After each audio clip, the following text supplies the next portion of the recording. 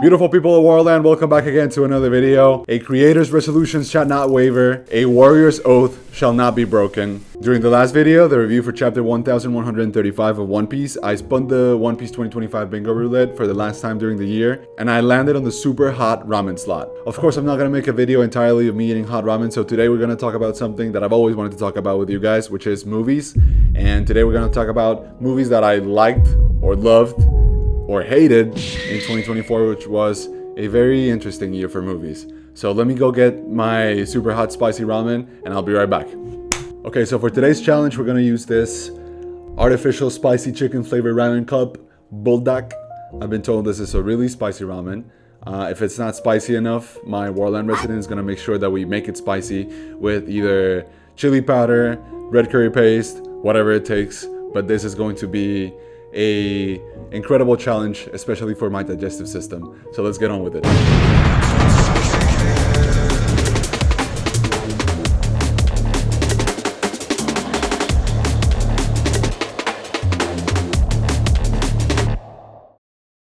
All right, beautiful people, we have it right here. Let me do a little bit of ASMR.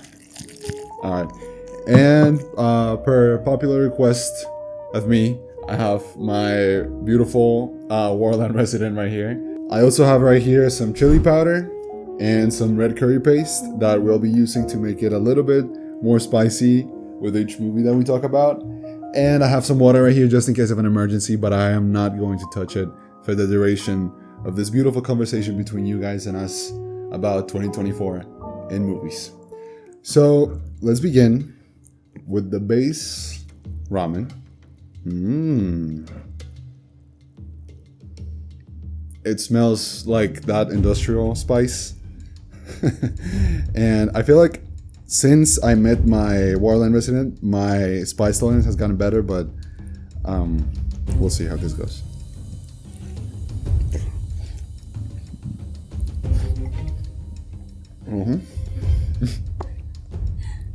Fuck no. Alright. You want to add a century egg to it? No. Tolerable. This is nothing. Lightweight. Alright, movie number one. I have 5 movies that I really want to talk about this year. I feel like this year I didn't really go to watch new movies, like 2024 movies. We went to a lot of like reshoots of old movies, like Casablanca, that was beautiful. But a movie that this year really impacted me was... Sorry. Late Night with the Devil. If you find it on Letterboxd, it's going to say that it came out in 2023, but it was only available in cinemas this year, like around March. It is a really, really cool movie, like a found footage movie, and then you get to be on both sides of the found footage and what's actually happening. And it's like a talk show where the devil basically makes an appearance, and it is very like creative. I think there's no other movie like it. Also, the main actor, David Dastmalchian. I don't want to say his last name wrong. The polka dot guy from Suicide Squad. He's incredible. Honestly, I love that actor. I've loved him in all the Villeneuve movies. If you have seen Blade Runner 2049, the first Dune, he's just like a very eccentric looking guy. And I feel like he really carries that movie. Because the other actors do a really great job, but it's like him and his charisma as a talk show host should have. And I feel like there's no other movie quite like Late Night with the Devil. And if you like scary movies, it's not even that scary. It's just like very well built. It's incredible. All right, let's move to the next one. I'm going to add a little bit of this chili powder. This is really, really spicy. One day I said I was going to cook chicken and I sprinkled a little bit too much, and that chicken was good for nothing. Gas bombed the apartment. Yeah, I gas bombed the apartment. So I'm just going to do a little bit because this is only the second. This is only the second movie, right? All right, that's good enough, right? Let me mix it real quick. Holy hell. This turned from red to redder.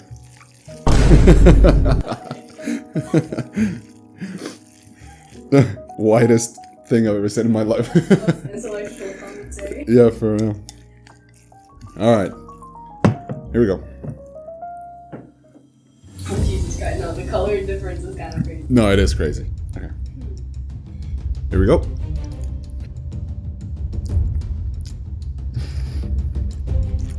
Fuck him. Okay. As long as I don't inhale as I'm eating it and it hits the back of my throat, I feel like I'm gonna be okay. But also, if we keep going down this road, my heart might stop by the end of this video.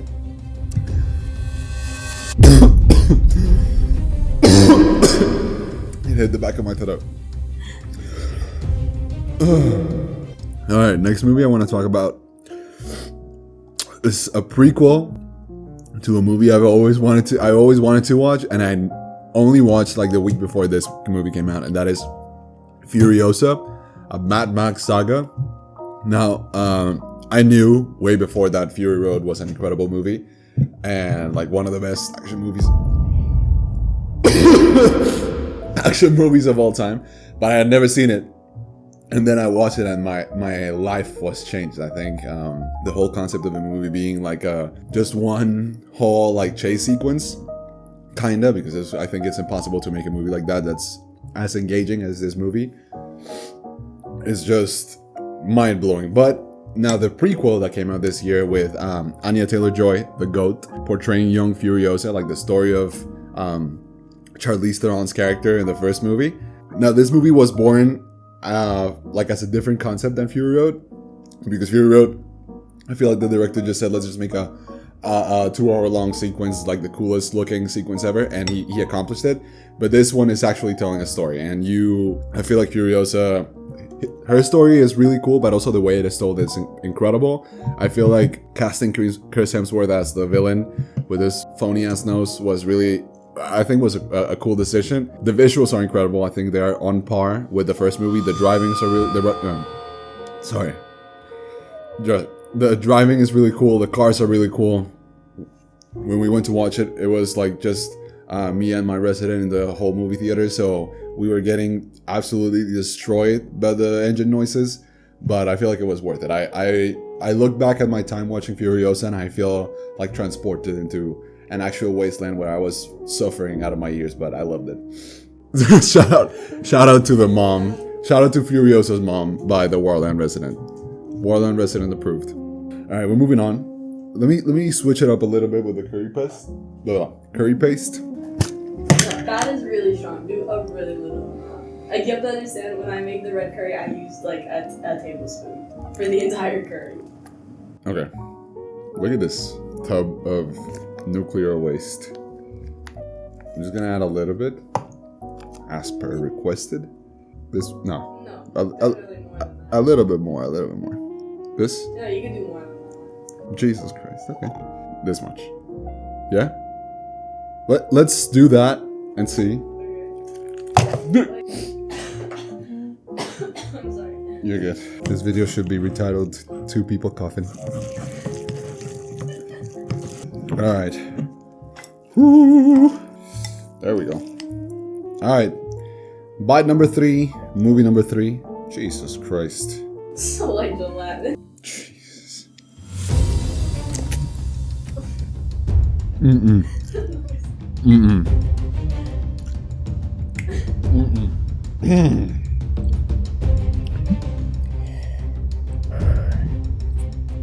What is a warrior of the sea if not someone who can tolerate cold temperatures and spice in your mouth? Movie number 3 is a stylistic wonderland. Challengers by Luca Guadagnino.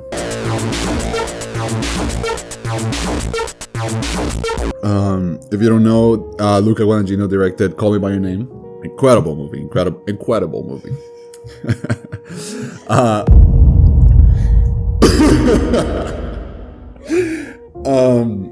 My tongue is numbing, I'm sorry. I don't know if there's another movie he made between Call Me By Your Name and Bones and All, which I hated. I'm sorry. But then he comes out with Challengers, and now Queer is out in cinemas if you want to go watch it. I haven't seen it yet, but I really want to go watch it. The Challengers is just spicy. It's wonderful.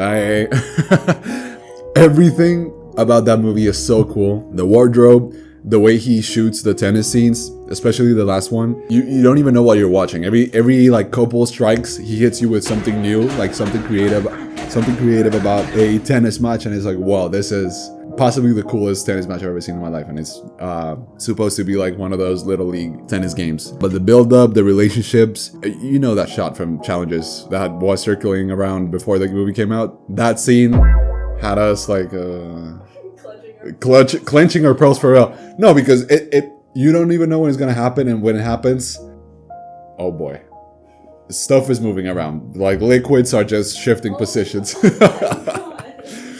Challengers, beautiful movie. Definitely not a family-friendly movie, but it's a really, really entertaining movie. I got like a pang of light in my head. Whatever. Challengers, goated. Let's go with the next one. I'm gonna do a little bit more chili powder. Let's go generous with this one. All right. This is the second to last movie. I also want to, if you stick around, I'm also going to talk about some movies that I hated this year. Even though I didn't really watch any movie that I went, that was horrible. Because oh wow. No, we did.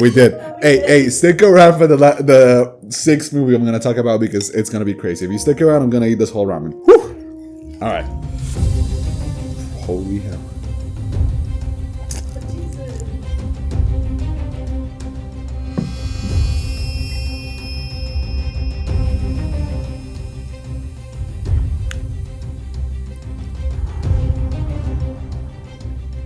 My ears are ringing. Taller. This is not lightweight. Inner peace, people. I'm sorry if it's anticlimactic, but it's better than to be tweaking out.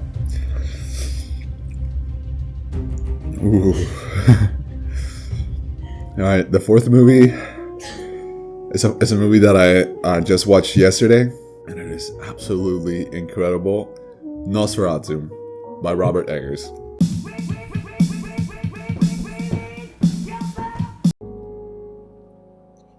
Robert Eggers, possibly the coolest fucking guy ever. He directed The Witch, The Lighthouse, The Northman. Man, Jesus. Robert Eggers, I'm sure he's mentally unstable, but he's such a good director. This generation's Edgar Allan Poe. No, for real, he is. But if you look at him, he's just like a sweet guy. He talks like very sweetly. That's not a real word. The Lighthouse is it's a really messed up movie, but it's so cool. And The Northman is, I feel like, the best Norse epic I've ever seen in my life. I feel like I've seen 2 or 3, but this one is the best by far. He uses lighting in a really cool way, and I feel like that has reached the most recent climax with Nosferatu. You can't watch this movie in a room with a slight crack of light, because you won't see anything. It's like so dark all the time. You rarely see like silhouettes. And alright, people, bad news. Me and my resident did not realize that the camera stopped recording halfway through talking about Nosferatu. I have now finished the noodles, and I was suffering into the void. Regardless, I have the rest of the audio, and I am going to make the rest of this experience as enjoyable for you as I can. So stick around, and I'll see you at the end. Thank you. The way Robert Eggers does horror for me is impeccable. He's like a very impeccable guy, because I feel like if you watch The Substance, it is a lot of body horror that, of course, works the best for that kind of movie that they're trying to go for. But I feel like Robert Eggers' horror is less gruesome, less gory, but it still touches those like strings of unpleasing imagery that really mess with your mind. Nosferatu, impeccable. Also, sorry, I feel like I'm gonna start running blood through my nose. I feel like we have to up the ante a little bit for the last movie, so let's do both. Chili powder, curry paste, all of it. I don't want to do this one. The curry powder I feel like I can take, but this one is really messed up. All right, this is the last movie that I really loved in 2024. Yep.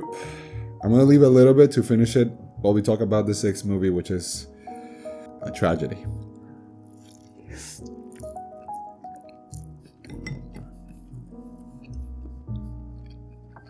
Alright, people. No. It is really spicy, and also the flavor is disgusting by now. I feel like the best movie that came out this year, if not in a while, was Dune Chapter 2. No, Dune Chapter 2 is, by all means, an epic, a modern epic.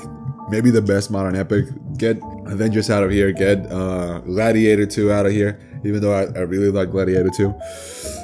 But Dune Chapter 2 is just perfect to the T. After I watched the first Dune, of course, I really didn't understand much of it. But I was just so enchanted by the visuals and the directing by Denis Villeneuve, who is, I think, one of my favorite directors right now. And I went straight to Barnes & Noble and got the first book. And I read it and I said, whoa, this might be the coolest thing ever. How are they going to make part 2? Because if you ever read the book, there's some things that they don't put in the movie, thankfully, that are just really weird. Everything story-wise was perfect, but the thing that for me is the most impactful about this movie is the scale. I think that Denis Villeneuve has really perfected is the sense of scale and how to make you feel really, really diminished next to these like humongous ships. He did it really well on Arrival. If you haven't seen Arrival, if you haven't seen any Denis Villeneuve movie, pick up any of them. Prisoners, Arrival, Blade Runner 2049, any of them, and they're all like perfect. But Dune Chapter 2 is recaptures what something that for me has been lost for movies for a long time, which is like this humongous scale feeling epic story with a very classic storytelling, of course. But it also handles this story that is the actual Dune novel that is so, for me, revolutionizing in the way it questions religion, politics, prophecies. Also, I love Timothée Chalamet. I love that white boy. I love every single cast member of that movie. I love Craig Fraser, the cinematographer. I love everyone that had to do anything in that movie. Alright people, let's just finish this real quick. This has been a beautiful challenge. I'm really concerned for how my next bathroom visit is going to go. Movie number 6 is a movie that I was really expecting for a really long time. And it is Megalopolis.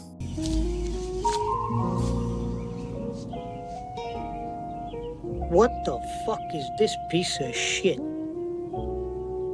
If you don't know anything about it, it is directed by Francis Ford Coppola, the legendary director that made the Godfather movies, Apocalypse Now, Bram Stoker's Dracula. One of these directors that is like on par with Martin Scorsese. Sorry, my internal organs hurt for real. And he had wrote this movie that was supposed to be for his late wife so many years ago, and no studio wanted to make it for him. And us, the fans, of course, believing in our GOAT, we said, why won't a studio pick his last movie up? I'm salivating so much. And he sold wine. He got like all his money, and he got a wine farm, and he sold wine for like 10 years just to finance this movie. Now we have Adam Driver, that girl from the Fast and the Furious. So many other actors. I feel like Dustin Hoffman is in it. Giancarlo Esposito. Shia LaBeouf. I felt like this movie was gonna be like the Shia LaBeouf resurgence because I have a soft spot for Shia LaBeouf. I grew up with him and I loved Honey Boy, that movie about him. That movie he made about his father. And Megalopolis was horrible, man. It was the worst case of visible green screen, choppy editing, like it is very inconsistent, and it is, of course, it is like full of metaphors. It's like, oh my god, it's so cool, you have to like dissect the movie. It's not cool. This movie, I feel like it's just really poorly made, pretentious film. I feel sad because Francis Ford Coppola will forever be my GOAT. Apocalypse Now is one of my favorite movies of all time. But if you want to live a happy life, or if you want to not waste almost 3 hours of your life, do not watch Megalopolis. Megalopolis is bad. There's easier ways. There's easier ways to trip. There's easier and cheaper ways. Next time we'll get you a ghost pepper. No, next time I just raw dog a Carolina Reaper. That's what I do next time. Alright people, thank you so much for sticking around. This was an incredible challenge, and I had a lot of fun talking about movies with you guys. Please let me know in the comments what you think, what your favorite movies in the year were. I'm sure if I missed any of the movies you were talking about, I'm going to go check them out. I still haven't seen Anora or Heretic. There's a lot of movies that I haven't seen yet, and please let me know which ones you think are really worth checking out. That said, don't forget to give Warland a follow, and I'll see you in the next video. Bye bye.